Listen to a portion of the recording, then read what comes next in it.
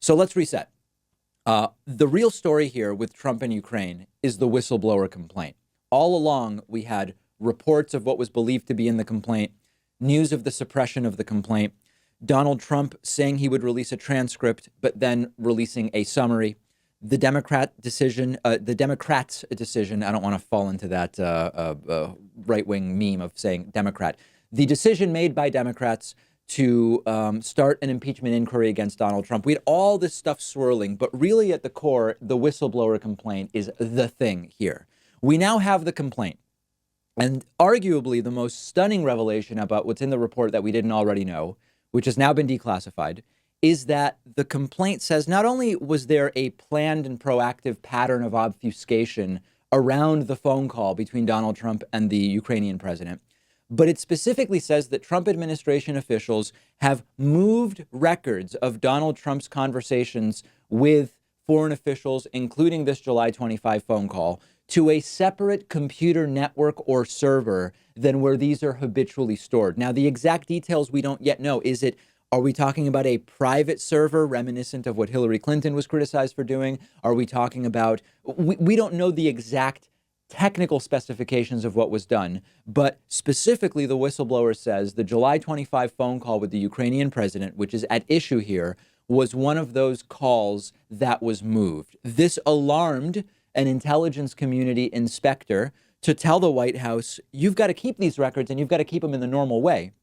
And remember, we were told this was why Hillary couldn't be trusted. Emails on private servers. And here is Donald Trump allegedly moving records of communications with world leaders, particularly incriminating records to some other computer system or some other server farm, or we don't even know exactly where it was moved to at this point in time. Democrats, of course, even in advance of the complaint going public, who were shown the whistleblower complaint, are going crazy. Adam Schiff saying it is deeply disturbing and deeply credible.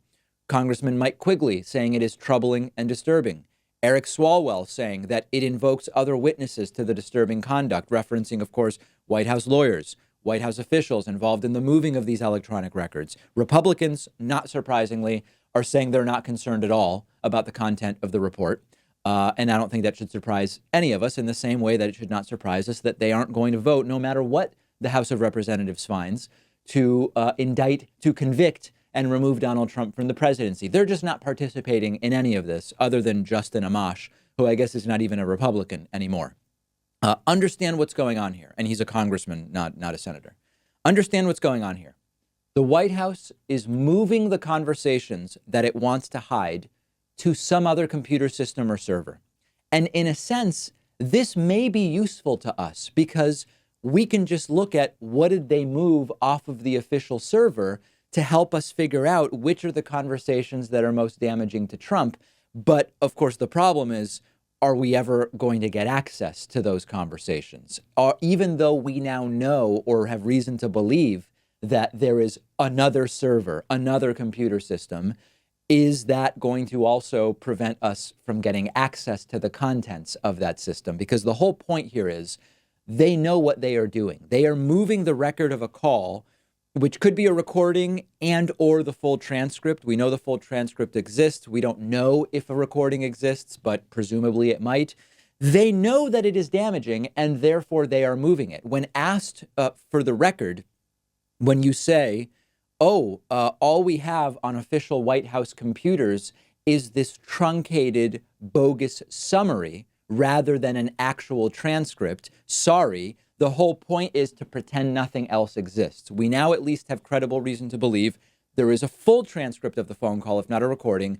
It's more and more like the Nixon tapes. The question is, will we ever get access to it? Now, I almost wanted to delay production of the show today because things are moving so quickly, and we did delay production somewhat.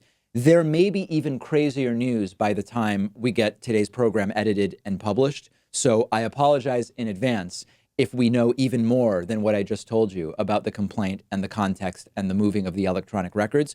It's all what we know now, I've told you. It's all, of course, very legal and very cool, according to Donald Trump.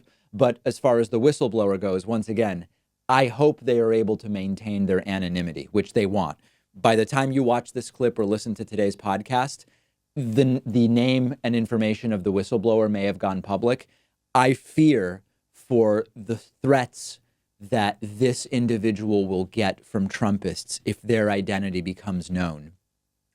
It's something I wouldn't wish on my worst enemy. So hopefully they are able to maintain anonymity. Let me know what you think about the contents of the whistleblower complaint. I'm on Twitter at @DPakman. The show is on Twitter at David Pakman Show. I hope you will follow both accounts, and so much more to discuss today upcoming.